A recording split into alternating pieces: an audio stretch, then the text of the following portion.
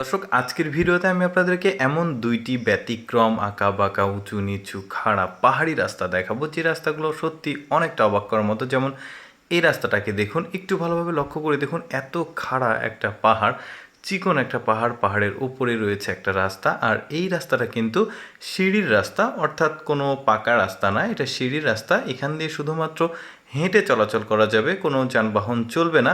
তবে এই রাস্তাটা তৈরি করার পেছনে একটা কারণ আছে, সেটা একটু পরে বলছি। তার আগে আমরা এই রাস্তার লোকেশন কন্ডিশনটা একটু দেখিনি। দেখুন, একটু পরপর একটা করে ছোট কনস্ট্রাকশন বিল্ডিং দেখা যাচ্ছে, তবে এইগুলো ট্যুরিস্টদের জন্য। আচ্ছা, আমি আপনাদেরকে এবার খুলে বলছি। ব্যাপারটা হচ্ছে, এটা হচ্ছে ট্যুরিস্টদের জন্য একটা রাস্তা। এইখান থেকে প্রাকৃতিক সৌন্দর্য উপভোগ করা যায়, অর্থাৎ আশেপাশের যে নদী দেখতে পাচ্ছেন, পাহাড়ি নদী, এই পাহাড়ি সবুজের সমারোহ সব কিছুই উপভোগ করা যায় এই রাস্তা থেকে। যারা ট্রেকিং করতে পছন্দ করে, হেঁটে পাহাড়ে ওঠে বা পর্বতে জয় করে, তাদের জন্য মূলত এই রাস্তাটি বেশ চমৎকার একটা প্র্যাকটিস হয়ে যায় আসলে এই রাস্তাতে হাঁটাহাঁটি করলে। তবে সিঁড়ি বেয়ে উঠতে উঠতে অনেকটাই কষ্ট হয়ে যায় ট্যুরিস্টদের জন্য। এই জন্য একটু পরপর একটা করে বিল্ডিং রয়েছে, একটা দুইটা বিল্ডিং রয়েছে, যেটা রিসোর্ট বলা যেতে পারে, এবং হোটেল। যারা রাত্রি যাপন করতে চায় তারাও এখানে থাকতে পারে।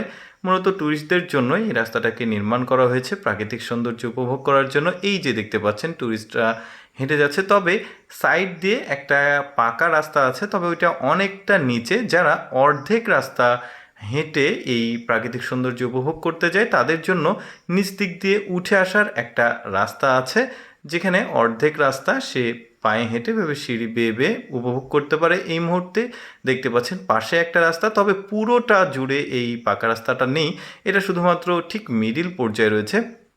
এই যে দেখতে পাচ্ছেন, একদম কি সুন্দর একটা স্পট দেখা যাচ্ছে, পয়েন্ট। এখান থেকে আসলে এই পাহাড়, সবুজ, তারপরে এই পাহাড়ি নদী, সব কিছুর একটা সুন্দর একটা প্রাকৃতিক সৌন্দর্য উপভোগ করা যায়। যে মেঘগুলো উড়ে যাচ্ছে, পুরো শহরের একটা দারুণ ভিউ উপভোগ করা যায়। মূলত এই জন্য ট্যুরিস্টরা এত কষ্ট করে এই রাস্তাতে ট্রেকিং করে বা হেঁটে যায় আর কি। বেশ চমৎকার।